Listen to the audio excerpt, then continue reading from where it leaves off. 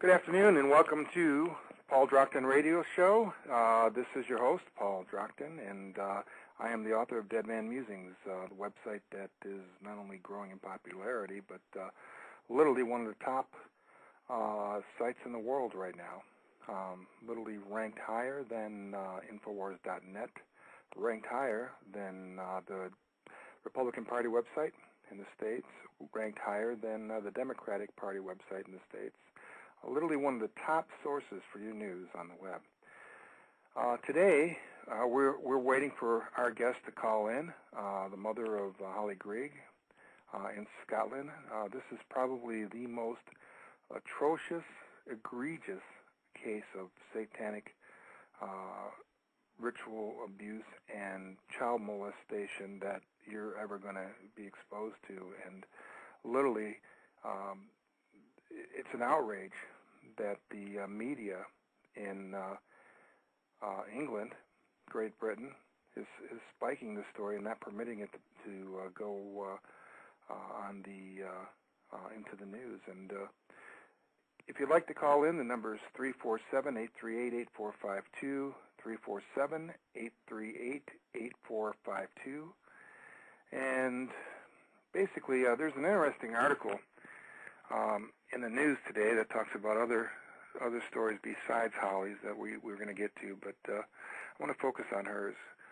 First of all, Holly was a little girl with Down syndrome, and for those of you that don't know what Down syndrome is, it's an affliction a genetic affliction that can cause mild retardation. It doesn't always do that. But there's physical characteristics that are there that are used to classify the genetic disorder. And the bottom line is this, my friends, is that I believe that those that are mentally retarded are probably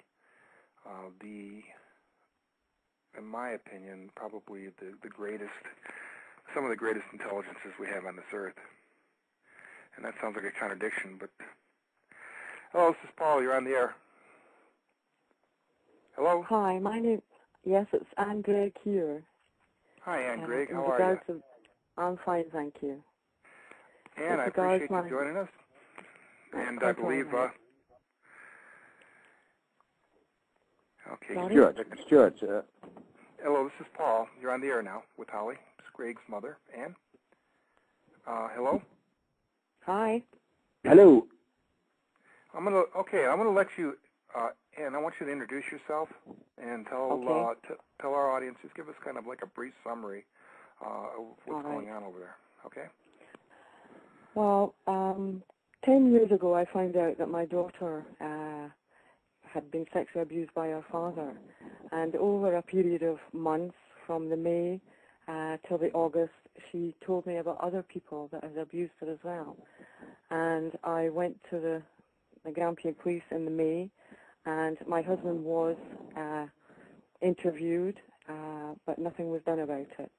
We went back in the August with the other names that Holly had told me, and one of the police officers said that I was behaving very strangely, and went to my GP, and 10 days later, I was sectioned for repeating what my daughter had told me. I was kept there for 3 days. At the sectioning, they turned up at my front door. I was actually going down to the bin room at the time, past all these people, police, mental welfare guys, social workers. I went to the bin room, came back, and one of the doctors came over and said, that they were here to section me. And I said, there's no way, and, started saying this is, all to do with my husband, because he was the one that, that was abusing my daughter.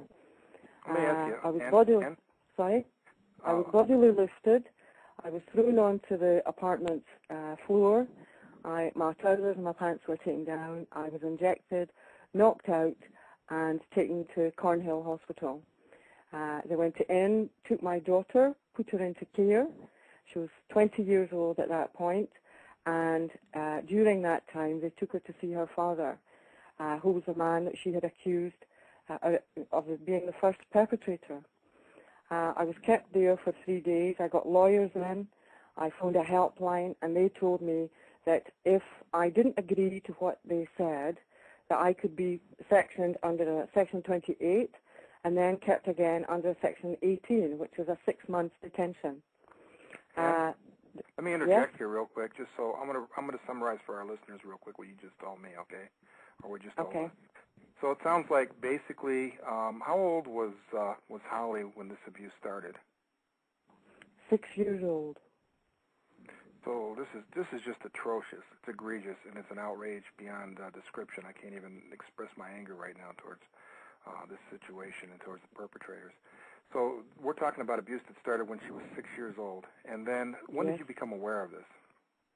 I became aware of it. I fled my home in the May of 2000 because my husband was physically abusing myself.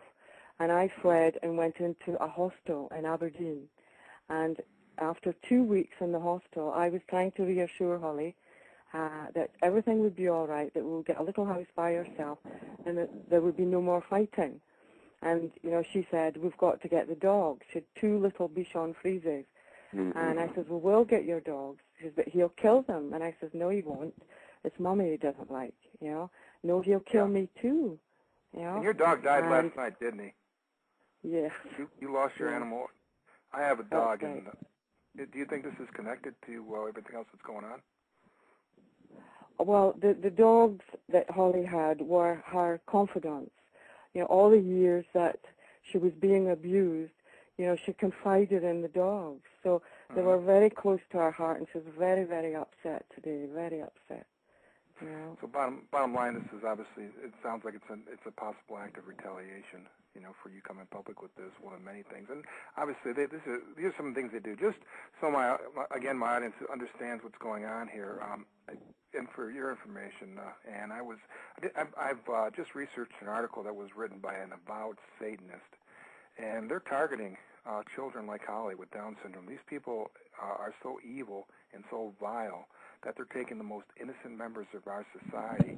And I'm sure, Ann, you would agree with me that when we're talking about an individual that's Holly's slightly retarded, mentally retarded. Well, she can read and write. You know, so though she's Down syndrome, she's not. You know, there's different degrees in Down syndrome. So she would be the higher end of Down syndrome. You know, you know, she can, you know, dress herself. You know, she can do everything. Of course. She's just a wee bit slower. You know. These are the purest members of our society, is what I'm trying to convey here. Yeah. These are. Yeah. Would you so agree innocent. with me on that? Absolutely. Yes, so 100%. we're talking pure innocence that's being violated by the most criminal members of our society. That is correct. So what happened is that you became aware of this, you said, in 2000? In 2000, yes. And I've been fighting it ever since, you know. And I accessed her. Sorry. I'm sorry. And you also explained to us that you took this to the police, to the you took it to your political representative, and instead of prosecuting your husband, they came after you. They basically accused you of being mentally ill. They institutionalized you. That's right. Is that correct? They maligned my character. And so they've done everything they kind of destroy you.